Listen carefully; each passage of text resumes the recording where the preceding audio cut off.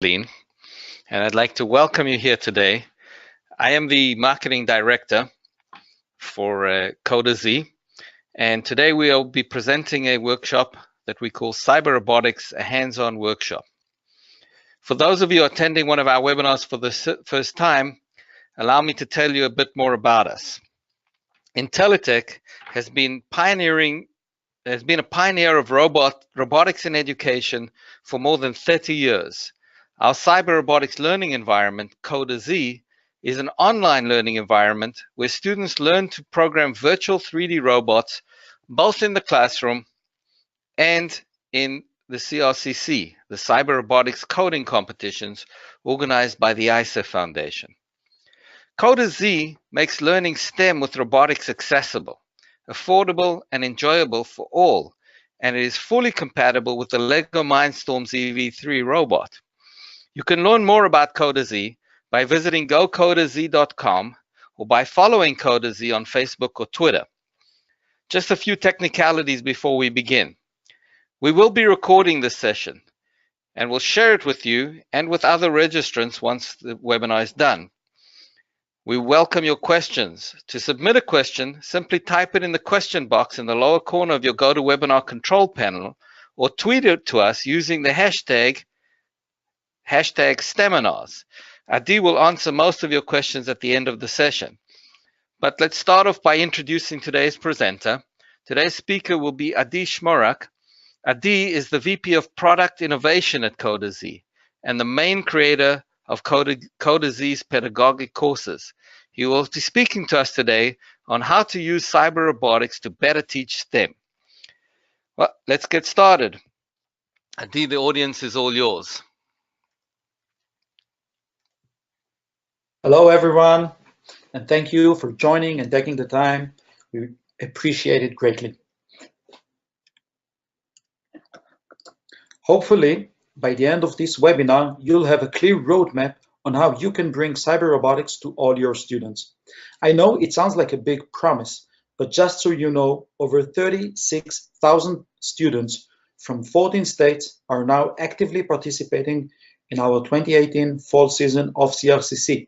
That's the Cyber Robotics Coding Competition, and they're all doing cyber robotics in schools who are amazed at how impactful cyber robotics became in such a short period of time. Today, though, we are not discussing the competition, as engaging as it is. Today, I will show you how you, with the help of CoderZ, can easily integrate STEM and cyber robotics in your daily schedule and turn your students to enthusiastic cyber roboticists. So, a few months ago, we released CoderZ Crash Course, and today we are going to show you the next iteration of the CoderZ Crash Course to be called the Cyber Robotics 101 course. CoderZ Cyber Robotics 101 is the fastest, most engaging way to introduce robotics with coding to teachers and students alike, without the need for any special equipment or installations, just a browser. CoderZ Cyber Robotics 101 is lightweight, requires little preparation time of the teacher, and while it introduces theoretical concepts, it's mostly hands-on. CoderZ provides every student with their own personal virtual robot, and by allowing them to practice anywhere, anytime, we are able to cover a lot of ground in a short time. The Cyber Robotics 101 now provides 15 hours of content, most of it self-paced, putting your student in the driver's seats in charge of their own learning. The roadmap for bringing cyber robotics into the classroom is laid down here before you. I will cover every step of the roadmap and suggest you follow my lead by going through the course materials on your computer. The roadmap may seem unimpressive, but that is because it is not meant to impress. It's meant to be simple, straightforward, and practical. Let's take the first step and familiarize ourselves with CoderZ. Hopefully you've all created your CoderZ account. I'll switch now and open CoderZ on my computer. Feel free to do so on your computer and just follow my voice and my lead. But if you get lost, feel free to go back and join the presentation itself and check out what I'm doing. So once you log into CoderZ, you're going to get to what we call the Learning Center. In the Learning Center, you're going to see all of the courses that are available to you. As a CoderZ teacher, you can take any one of these courses, but your students may only take one course at a time. I have a little bit more courses than most of you have, but nonetheless, we'll show you exactly what you'll have. So I can also show you later how you can assign courses to classes and even control how students make progress within the course. But first, let's go through the getting started missions of the crash course. So I'll click on the crash course, and what I see here are the different chapters of the course. The first one is getting started. These are very basic missions that will help you get the hangs of things and feel more comfortable in the simulation part of CoderZ. So after clicking the crash course, we'll click on getting started. And now there are just 3 getting started missions. I'll click on mission 1 and start with those missions. So those of you trying it out, click on that mission, on the getting started run simulation mission.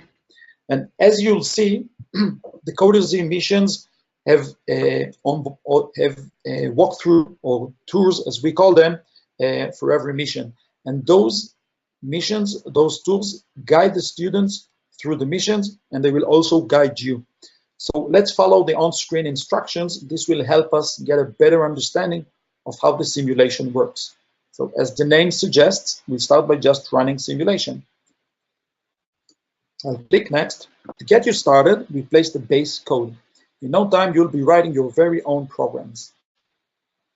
To run the code in simulation, simply click this play button. So this is the play button, and clicking on it will execute the code written here in the simulation. You can see that the robot is now driving, collecting points, and once it reaches that target, then the mission is successfully completed.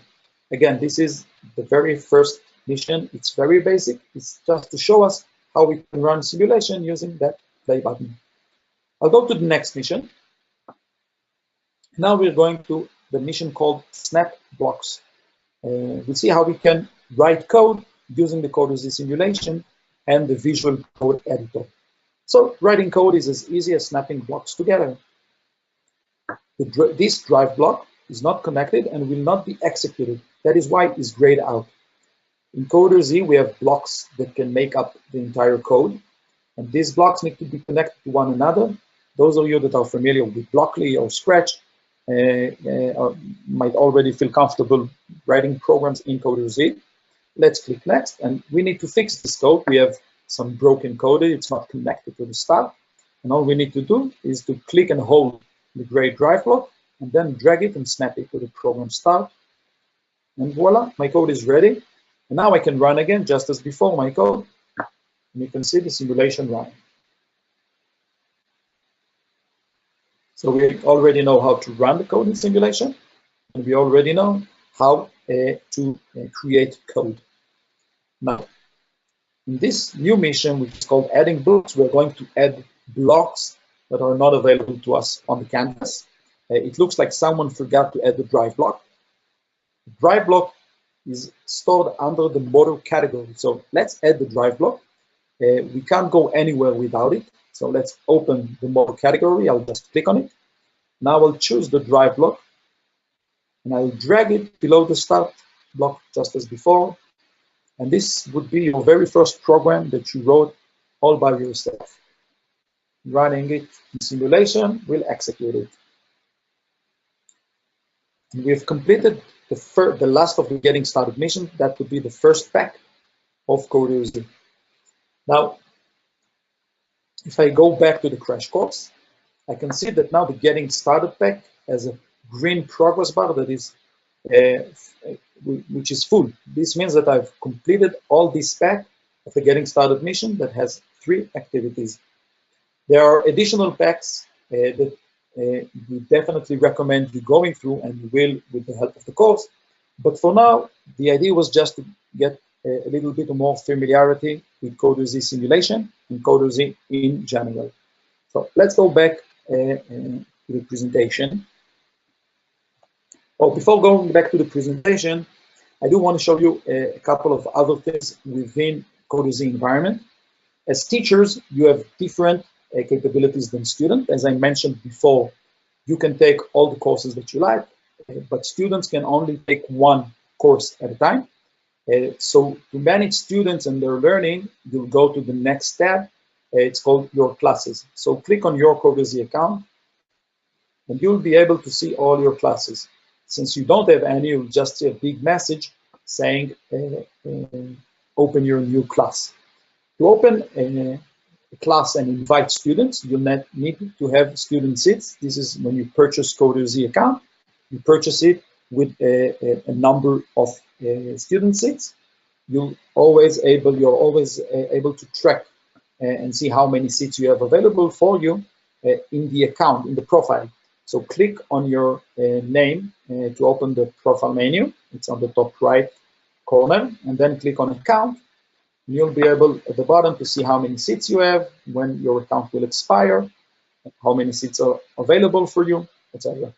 So to add students, you won't be able to do it with a free trial account, but once you purchase CoderZ or start a pilot, then you'll be able to add students. So I'll quickly go through that process. Since I already have classes activated, I'll just click the drop-down of all my classes and click Add New Class. You should have that Add New Class option available to you on the main screen. Once I click on a new class, I have like a wizard that guides me through the process. I need to provide the class a name. So let's call it CoderZ123. I can add description. Description is only visible for the teacher, so maybe just a reminder for me, meets every other, whatever. And there's something called the class code. The class code is the way for students to join your class. So all you need to share with them is that unique class code, and they'll become users of your class. If you don't like the code that we've provided, you can try it out and another one and scroll between them.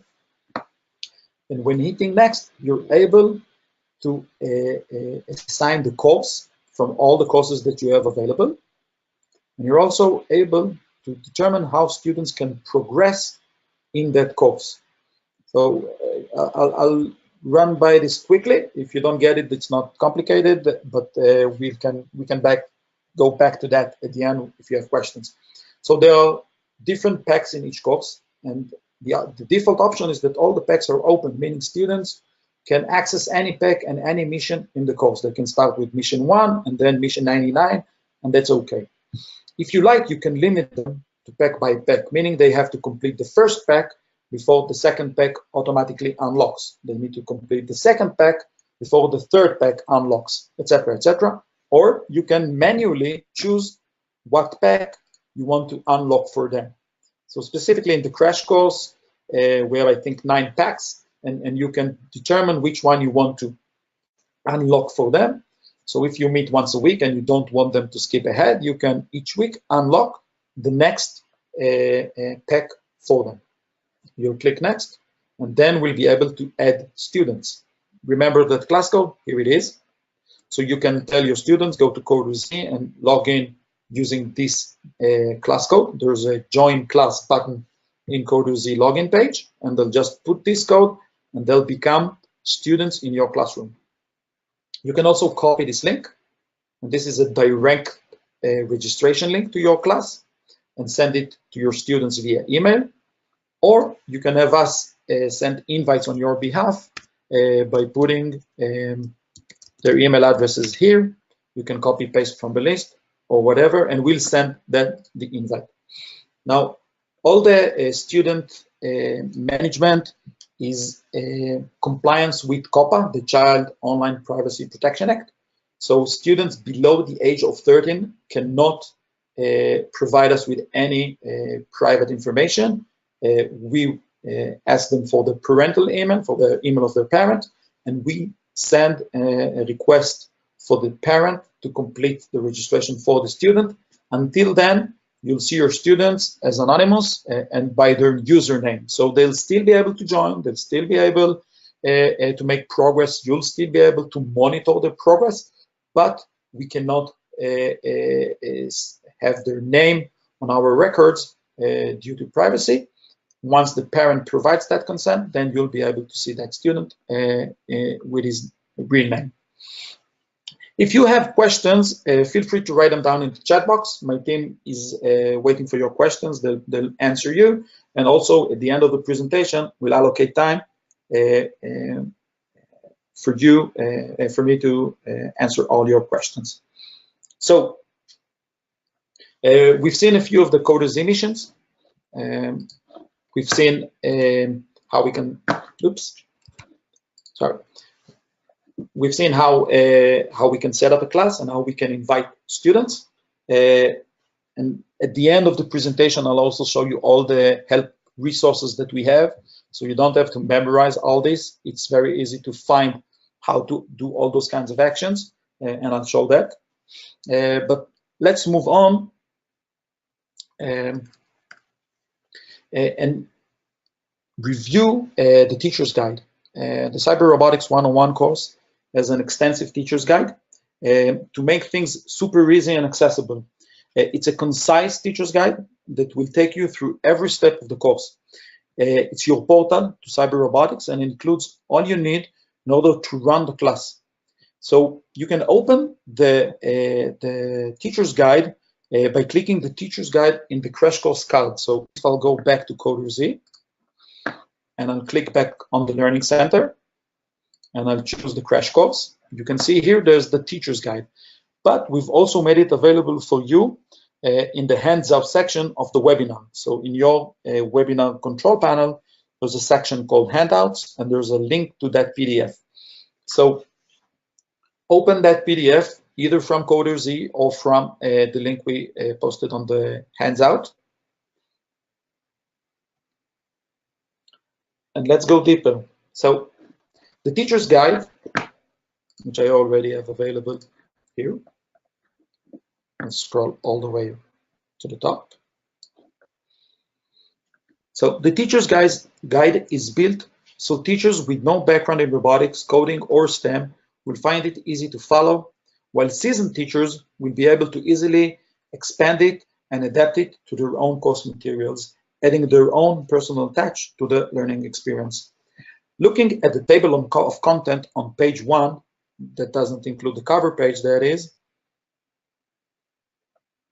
Here is the table of content. You can see that the biggest part of it covers the session plans. Now would be a good time to mention that we regularly expand and improve the course based on feedback from teachers already using it in the classroom.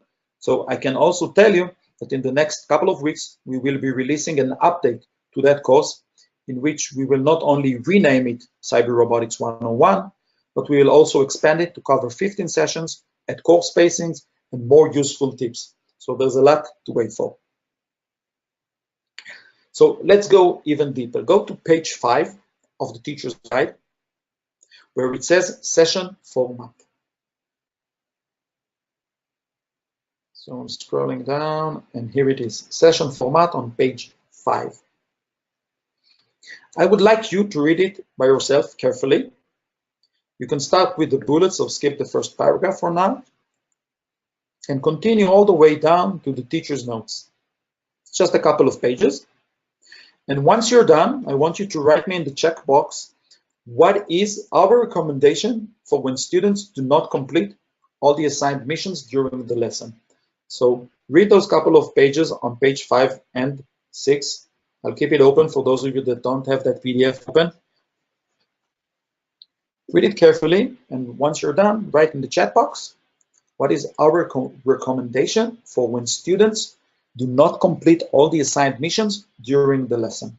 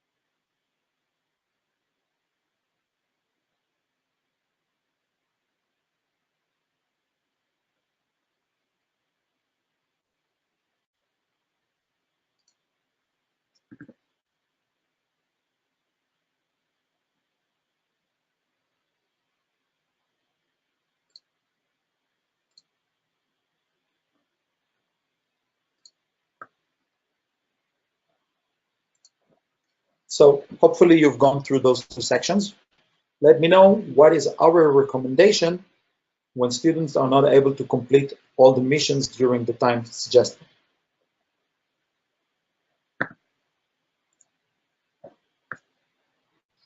Excellent. So we're getting the answers. So as you can see, we try to cover the most pragmatical things for the course. For example, if students are not able to complete the missions during the lesson, then encourage them to complete it as homework assignments. They can either do it after school, from the library, from their home. All they need is just a browser, internet connection, and they can continue and complete those assignments. So that's one of the suggestions that you can read here. There are a few more things to pay attention in the teacher's notes, and I want to show you those later on in CoderZ. So fear not, I'll cover those as well fairly soon. Okay, now let's jump ahead and have a look at one of the sessions. So going to page 11 on the teacher's guide, and you'll find the heading says Session 3, the touch sensor. So scroll down in your teacher's guide copy to page 11, where it says Session 3, the touch sensor.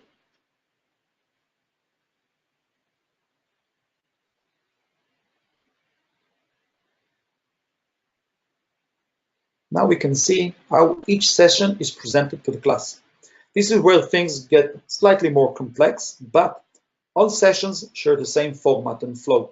So once you master one session, the rest will be a breeze. Each session has objectives, resources, which you can use to better prepare yourself or share with your students, pacing guide,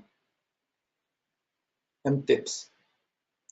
Some tips are general, others are session specific, so be sure to check them out. In the pacing, you'll find links to the presentation. So we'll open that presentation in a second. I just want to cover that specific session in more details. So we've mentioned objectives. These are the specific objectives students are going to meet. So in that specific session that involves the touch sensor, students will have a basic understanding of what sensors are used for. They'll know what sensors are used for with our virtual robot. They'll be able to differentiate between robotic input and output processes, understand how to code a combination of sensor-related blocks and navigational blocks.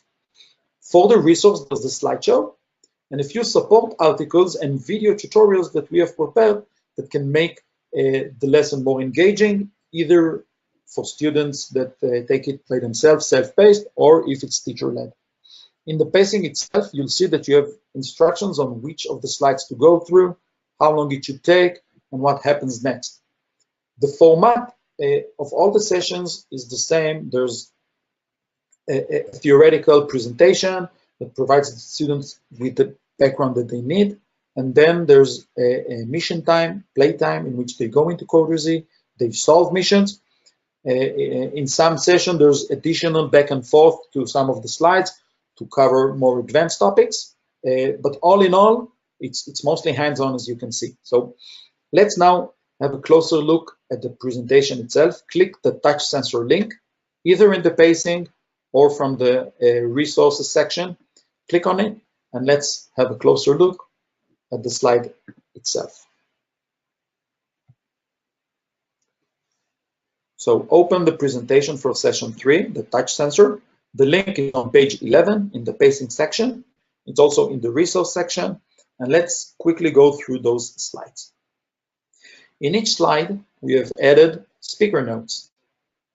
The speaker notes are available here below. And these notes are just our suggestion on how each slide can be presented to the students. You can memorize it, use it just as inspiration, or ignore it altogether. But you will find that for every slide, we have provided speaker notes. So you'll have a better understanding of what we had in mind when we designed those slides. I do have a question for you that you might be able to help us out. We are considering adding these slides to CoderZ itself, at the start of every lesson. We're wondering if you prefer these slides to be available to students as well, so they can learn self-paced, or maybe just for the teacher. So let us know in the chat box if you think these slides with the speaker notes should be made available to students as well.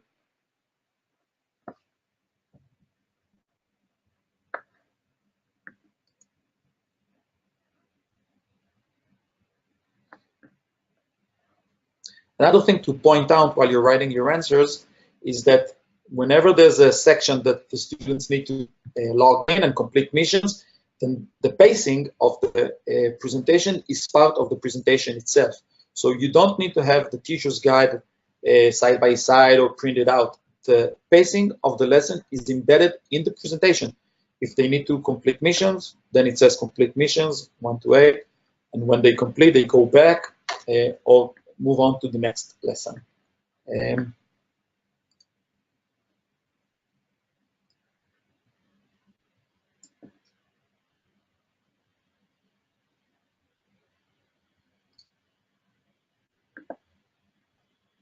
Okay, just checking out the answers.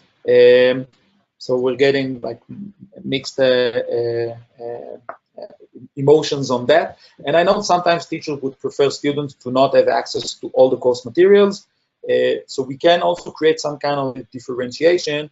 For example, the presentations are available as a video clip without the speaker notes, or just the slides without the speaker notes, or maybe provide some control to the teacher. So if you have insights or thoughts to share, then please do so and let us know. Okay, so the fun part of the lesson is when you tell your students to complete missions. This is the playtime that we call. Since every mission is a tool that guides your students, this is the part in which your role is to monitor the class and see who is in need of assistance, and who is able to assist others. Peer learning is a powerful tool. If you feel comfortable enough, this would be the best time to let your students learn together. So, in CoderZ, teachers have the upper hand on students. You're always just a click away from the solution for every mission. So I want to go back to CoderZ, and feel free to do the same on your computer. I'll click the crash course, and I'll click the second pack called Basic Navigation 1. This specific pack deals with how to control the robot and how to move it around. I'll choose one of the missions. Feel free to choose any mission you like. What I'm going to show you is relevant for any mission. I'll open the last mission, mission 9, park back. So here we need to do a parking in backward. So it's a little bit trickier than just going forward into a parking spot. And as you can see, the tool starts automatically. I'll click escape to end it, because what I'm going to show you is all the tools that are accessible to you as a teacher and the students, so you can make as much as you can from that mission. So first thing is the camera control. If I want, I can change the camera, move it sideways, I can zoom in, I can zoom out. And this is something that is very important, because when I look at the simulation, in every mission it's laid out differently, meaning in every mission there's something else that I need to pay attention to. In this specific mission, for example, as you can see, there's like a rotating, we call those avoidables, this red lightning, something that I need to avoid. If I touch it, I'm going to lose points. So with the camera control, I can check out everything and see how I can better solve this mission. So camera control, I can zoom in, zoom out. You can swipe up or down if you have the touchpad, or use the scroll. If I zoom all the way in, then something interesting happens. I get what we call first-person view, meaning now I am the robot. I can see the world from the perspective of the robot. To make this even more powerful, there are a couple of things that you can also add. One of them is the manual control. Activating the manual control would allow me to control the robot either by pressing the arrow keys on the keyboard, or using this virtual control pad I can drag it like this or click those buttons and control my robot. I can do that also while zooming out if it's more easy on the eye for you. And now I can explore the scene. I can drive around, see what happens if I touch this red thing. I lost some points. And I can also do another thing that is very interesting, and that is to turn on the heads-up display. The heads-up display gives me a view of all the sensors that the robot is equipped with the data in real time. Those of you that are already experienced in robotics might have a better understanding of the value that it provides, but the idea is that now it's not only seeing the simulation from our eyes, the robot, there's a car, the robot doesn't see the car or the truck. What the robot would see is, for example, the distance measured by the ultrasonic sensor. I can activate the ultrasonic sensor simulation and see where it's looking at, and you can see that the numbers in the HUD in the HUD are changing as well according to wherever the robot is pointing. So combining the camera control with the manual control and the heads-up display, students can better explore the environment, better understand the problem that they need to solve, and of course, solve it. So this is one aspect that I wanted to show you. The second thing is the tips. For each mission, we have tips. They start with just a brief, meaning what they need to do, the objective of the mission. But then there are tips that guide them towards the right solution. It's not a solution, we don't provide answers, but if the student is struggling, then they can have a look at the tips and see if they are feeling more better prepared or with a better understanding of what needs to be done. So one important thing are the tips. The second thing is the restart button. Because the mission provides automatically some guidance to the students, once they complete it, they need to solve the mission on their own. And sometimes they want to give it a second try. Maybe they missed something. They don't always read all the full text.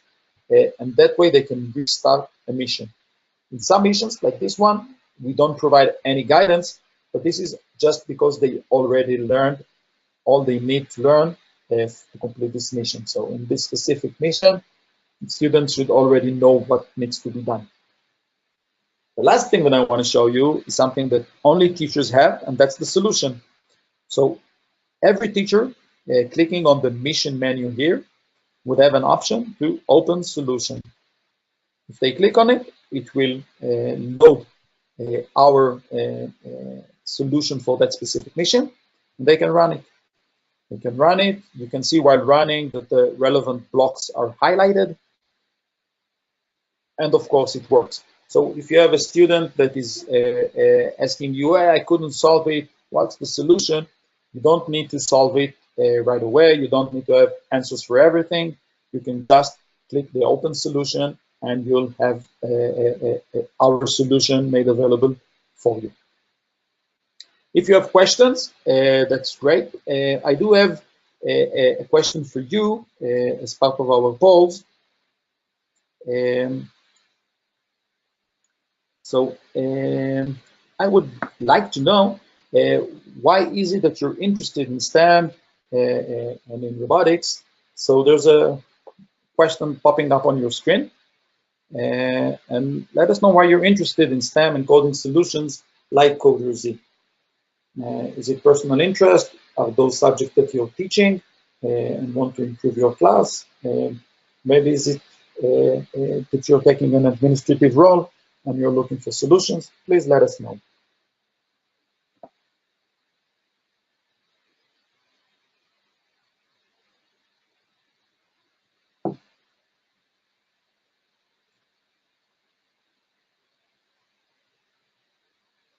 So we definitely have a mixed crowd. It's like a little bit of everything, I think.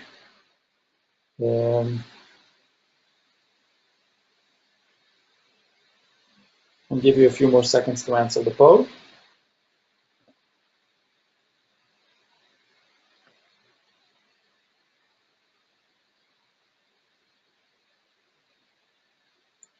Okay, excellent. Many thanks. So we have quite a few administrators, but also quite a few that are teaching those subjects, um, more or less equally distributed.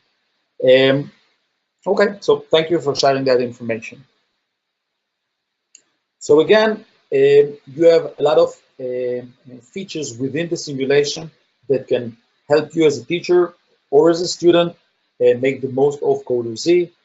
Just quickly, the reset of the tool, the tips, of course, the solution that's available just for teachers, and the manual control, and the HUD along with the camera controls. Now, you might not remember everything. So another thing that I want to show you, which is very important, is that purple help widget. This purple help widget is something that is not only very useful for you as teachers, but also for students, especially those that feel more confident in self-learning, because sometimes you want to know how to do something. Let's start with something basic. I want to drive the robot, so I just type in drive, and here are all kinds of results. And I can open it and get an explanation of what the drive block does. There's also a video clip here made available. If I mentioned simulation controls just earlier, so if I click simulation, camera controls, let's type in camera. How can I control the camera in simulation? So here is an explanation how to do that. In Windows, in Mac OS, it's a little bit different. So this is a very useful resources for you and the students. Encourage them to use it. It will not only help them solve that specific problem that they're trying to solve, but it will also enhance their self-learning and capabilities, making them more confident in their abilities to learn on their own. Okay, going back to the presentation. So we went through the session format, we went through the slides, and the next part on the roadmap is to go through the missions. Now, a lot of teachers are asking me, do I really need to solve all the missions? And my answer is no, because the role of the teacher with CoderZ is not to know everything. You don't need to know all the solutions. You don't need to know every aspect of robotics. Your role is mostly of guidance, because most of the transfer of knowledge is done through the missions and the presentations. And the idea is for students to exhibit self-learning and peer learning. So students will confront missions. If they don't succeed the first time, it's your role to encourage them. Why don't you use the tips? Why don't you restart the mission? Why don't you ask a friend? All those kinds of things will trigger their learning skills, and they'll and since again in CoderZ we try to make it as user-friendly as possible, it's oriented to make every student succeed in it, then most likely that if you encourage them enough, they'll get through all the missions themselves, and you won't even know what's the solution. And but, and this is a big but, if you want to feel confident in the classroom, going through all the missions will give you that kind of confidence. And the missions, again, since they're aimed at students who are learning by themselves, for teachers, it's just the same. You'll go through the missions, you'll see how we explain things, you'll find that it's very easy to push forward and complete the missions. And you don't need to complete all the course materials, all the missions that we have in one day. You can do it just before a lesson, a day or two before the lesson. So you can make your own progress just a little bit earlier than the students. So going through all the missions is definitely recommended, but it's not a must. You don't need to know everything, and that's, I think, something that is important. I do want to show you something because I mentioned how you can help your students learn, and I want to show you something that we have in CoderZ that we've added quite recently, and that's the class heat maps and the student reports. these things, and one sec, I'll log in. These features are, oops, my apologies. Don't you hate it when that happens? I have too many accounts and too many passwords. One sec.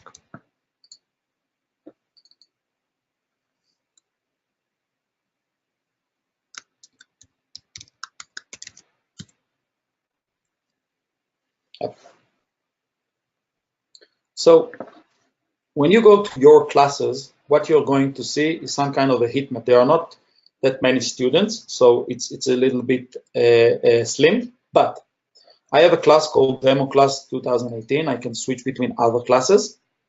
And here I can see the courses that they have done. And the active course is this one. All the other courses are closed. And the crash course, soon to be named Cyber Robotics 101, is the active course that they are now taking. And here are all the packs of that course. Just earlier today, we went through the getting started. And now, if I go through those packs, I can see how my students did in this course. Now, this is available to all teachers, and you, for every class, for every pack, you can see how your students are doing. And I want to focus just a couple of minutes on how this can be very, very insightful for you as teachers. Let's have a look at this heat map. Green means that the student did very well on that mission. The score was at least the class average, and that is something that is also available here, the class average, 76. So if I click on it, I can see that Fuzzy Bear scored 100 in the mission called Power Up. But I can see that fairly quick, he was not able to complete missions as successfully. For example, the third mission he skipped, and the other missions he was not able to complete and get a score other than 0. On the other hand, Kermit the Frog is a very good student. He has a lot of successful missions. There are a couple yellow missions. These are missions that the score was lower than the class average. So he was able to complete them, but not at a very high score. And looking at Ralph the dog, I can also see that he's a fairly good student. I can see their class average. On top would be the student that needs most attention. So it's very clickily for us from the heat map to understand, hey, Fuzzy Bear needs attention. Kermit and Ralph are doing very well. And if I want to learn more, I can click on any of my students and see their specific progress reports. For example, for Fuzzy Bear, you can see that there are 3 failed missions, and here they are. I can see that there are 2 missions that he successfully completed. And I can see here, for example, that he's not using tips, that he's only trying once on average a mission. So from the teacher's perspective, I don't need to know the answer to these 3 missions. I can say, hey, use the tips or try more than once in order to encourage Fuzzy Bear to do better. And I'm telling you, making all those missions green is not climbing the Olympus. Most students, given the time and the encouragement, will be able to give you all green heat maps. So I can, of course, switch between students and go back to the class view. One of the things, for example, that I can also do is, for example, look at a mission. For example, back and forth is a mission that Fuzzy Bear struggled with, but also Ralph the dog. So maybe Kermit the Frog, who did it well, can help the other students and either solve it in front of the classroom, going through that mission, how he solved it, and then show students that they can also solve it. Or maybe I, as a teacher, can just pair between Kermit and Fuzzy, either ask Kermit to help out Fuzzy or ask Fuzzy to go for help, to turn to Kermit for help. So this basic heat map can give you a lot of actionable insights to help you help your students, again, without knowing all the solutions, without going through all the missions. So this was another matter that was important for me to cover. Lastly, going back to the teacher's guide, I would like you to scroll all the way down to page 22. On page 22 is where the FAQ is, frequently asked questions. As you scroll down, you can see all the other sessions that we have and all the pacing for them and all the resources for them and all the links to the presentations. So there's a lot of links to be used within the teacher's guide. But in the FAQ, I don't want to cover all of it, but I do want to focus on that first question. It's important. What should I do before the first lesson? So there are 3 steps, and there are links also, as you can see. The first one is make sure computers will be used, meet the minimum requirement. If you click on it, you'll find the minimum requirements. You should activate your teacher's account, create a class, and acquire the CoderZ invite link. You will need it for the first session. Of course, you'll have students. You need to invite them for the first session, and review this teacher's guide and complete the relevant missions for the first lesson. So this is what you need to do before the first lesson. These are all hyperlinks to our support articles. So clicking on one of them opens one of the support articles, and they are very concise. There's a lot of graphics, GIFs, whatever, just to show you how to use that process. We explore all the 3 ways for inviting students here. There's the email invite, and there's the self-registration link, and this is how they use the class code. So and these are all resources that are at your disposal, and we have tried again to aggregate them where you need them, and so you are not overwhelmed with a lot of information. So this is the FAQ. Whenever you feel that you have a question that is unanswered, you want to talk to us, then again, in our knowledge base, you can, from the main page, you have a submit a request, but from the widget, you can also write to us. There's a leave a message in every result page, and this will allow you to contact us and reach out and ask for help. So use it. It's for you. There's an additional way in which you can reach us in the account in CoderZ. If I click on my profile name, there's a feedback option, and you can give us your score, and you can write to us whatever you want. This gets directly into my inbox. So if you have suggestions, things that you want us to improve, any critical, any positive feedback is welcome, but also constructive feedback is welcome. We want to improve things for you and make CoderZ and the crash course the best tool for your classroom. So we're going to wrap it up fairly soon and take questions, but a couple of things before that. So we went through all those steps. We familiarized ourselves with CoderZ using the Getting Started missions.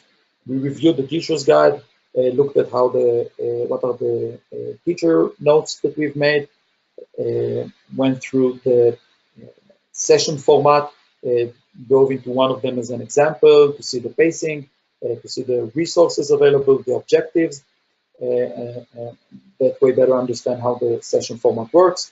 We went through the slides and the speaker notes. We went through the missions and even checked out the FAQ. So there's the Zendesk, the knowledge base at coderz.zendesk.com with how-to articles, support tickets. It's available in both English and Spanish. And there's the widget in CoderZ that allows you access. There's another resource that you can use. Just search our channel on YouTube. It's called CoderZ by Intelitech.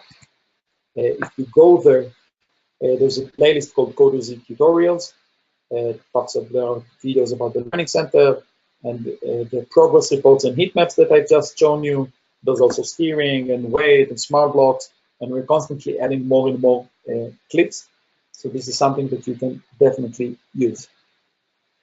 We do have one additional questions before answering your questions.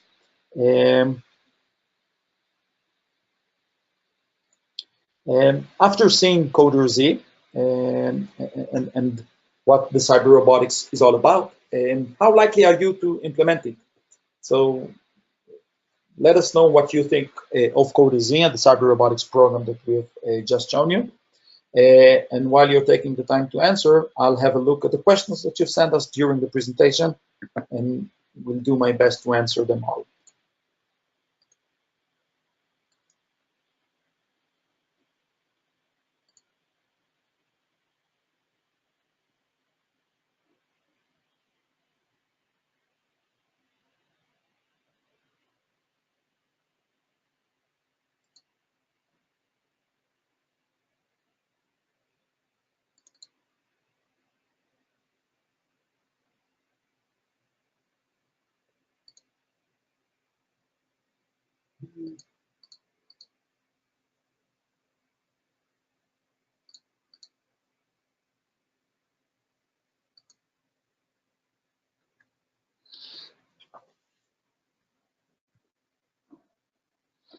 Okay, so thank you for your participation in the poll. I'm going to go through some of the questions.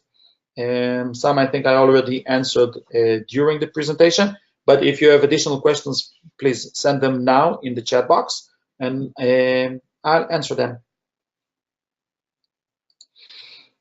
Okay, so one of the questions from Rolando, sorry, do they have to use a computer or will a Chromebook, iPad work? So CoderZ works on Chromebooks as well as computers. They do not work on iPads. So you'll need a Chrome browser and either a Chromebook, Mac OS, of course, Windows OS, Linux.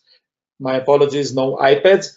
The simulation that we're using WebGL technology. It's not yet supported in iPads and tablets. We'll definitely make our move over there once the hardware supports it.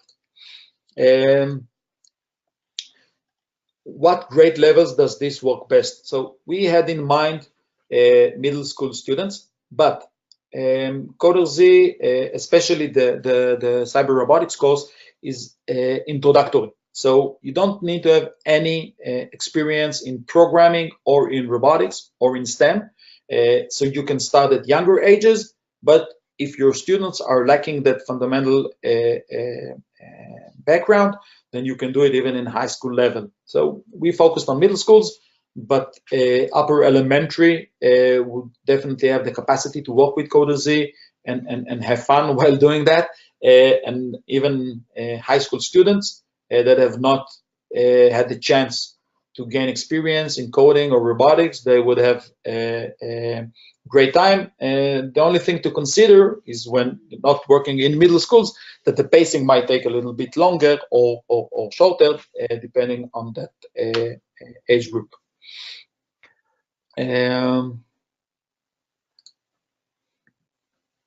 I think there's a question from Philip about text-based programming languages, or whether CoderZ works with text-based programming languages. Yes, I'm just saying it. So CoderZ works with Java as well as the Blockly interface. You can create projects in CoderZ in which you write code directly in Java. Down the line, we'll also add support to other text-based languages like JavaScript and Python. For now, it's just Java. The missions themselves are not yet compatible with Java. There's a, I'll give you a quick look. There's a section called projects. In that section called project, I can start a new project, give it a name. Projects are different than missions. These are like playgrounds for students in which they can write code and run it in simulation, and they can choose whether it's blocks or Java. We have a few scenes for the students to choose from, and now they can write their own code. In project, there's no points to collect, there's no target to reach. It's just writing your code and watching it run in simulation. It works a little bit different than missions. It's a whole new concept of interaction with CoderZ. We use it as part of our coding robots curriculum, which is a more intensive, comprehensive STEM curriculum with over 45 lessons. So it's more comprehensive, and it uses the projects and a little bit of Java as well. Unfortunately, we got to the end of our time, and I would like to answer a couple more of the questions, but just before we carry on, and those of you that can stay will be happy to carry on. But I just wanted to thank Adi for this presentation. To get started with CoderZ, you can keep using the trial that you've registered for. And in case you haven't, if you go to the gocoderz.com website, you can click on the button that says Request Evaluation, and you can get a 14-day free trial. And obviously, if you set up a meeting or talk to us, we'll be happy to help you expand that trial. And we will send you a lot of information after this webinar that'll help you. There is another question that that's an interesting question, Adi, that talks about could robots from different students interact with each other? I know that's a future feature that maybe you can expand on. We're working on it, but for now there's not much to share. But we definitely want to bring the dimension of collaboration that would happen in the simulation, but would be, of course, a result of students collaborating in the real world. So robots interaction is definitely something that we're working on. There's also another question about personalizing robots. So these are also things that we are working on, but again, now it's a little bit too soon to discuss or commit to anything. And then there's a question from John about the cost per seat. What is the minimum number of seats? And the minimum number of seats is 1. We have a number of individuals or homeschool students that have worked on it, and it also is obviously suited for a small class. The cost varies from the number of licenses, and since this is a subscription-based model, the larger subscriptions will reduce the cost. There is some information on our website, CoderZ.com, about the cost per student and cost per classroom, cost per district. John, if this is interesting for you, we will do our best to accommodate your small class and help you get that running in your classroom. I don't see any additional questions. There's a question from Philip about constructing your own robot. Not yet. There's a lot of things that we want to add in terms of a higher level of engagement, but for now we're focusing on providing the introductory experience. And I think just to expand on that, looking at all the tech itself, we cover color sensors and ultrasonic sensor and gyro sensor and loops, and then there's a lot of material that if you were working with real robots, it would take you approximately 50 to 60 hours to cover in class. With CoderZ, it's much quicker, and every student gets an opportunity to code. With real robots, that's not usually the case because you have one robot per 3-4 students. So we're focusing on making this experience as best we can. And our next on the agenda is as Philip has already asked, is bringing more engineering into it, more personalization into it. And CoderZ is something that is expanding constantly. You'll purchase it now, and in 3 months, there's going to be a whole lot more, and in 6 months, even more, and so on and so on. And again, I think that the point that Adi made right at the beginning, and it's really important to stress, is that the opportunity of using a virtual robot, even though it might or might not be configurable or match the exact hardware robots that you have experience with in the past, is that every single student gets their own robot here. The ability to expand your robotics program or your STEM program to every student in your class or in your school is much greater because there's no additional cost of that hardware. The hardware doesn't break. You don't have to get in early to charge the battery before school. But the concept is an opportunity for all students of all different ages and all different levels to have that experience that sometimes in the past has been limited just to the students who sign up for a specific after-school activity, or even a class that's only for a small number because it's somewhat limited by the hardware that's available in that classroom. There's a comment made by Maria about the creativity that could be more emphasized. I totally agree. One of the things, as I said, we're constantly adding and improving. When we release the Cyber Robotics 101, there's going to be an entire session that's devoted to creativity. There's going to be an additional challenge, which we call the Domino Challenge, in which students are getting an opportunity to be creative with CoderZ. And we've already run it in the Cyber Robotics coding competition very successfully. If you're interested, you can follow us on Twitter, go CoderZ and CRCC for All, and you'll see a lot of the videos that students are posting, showing their creativity using CoderZ.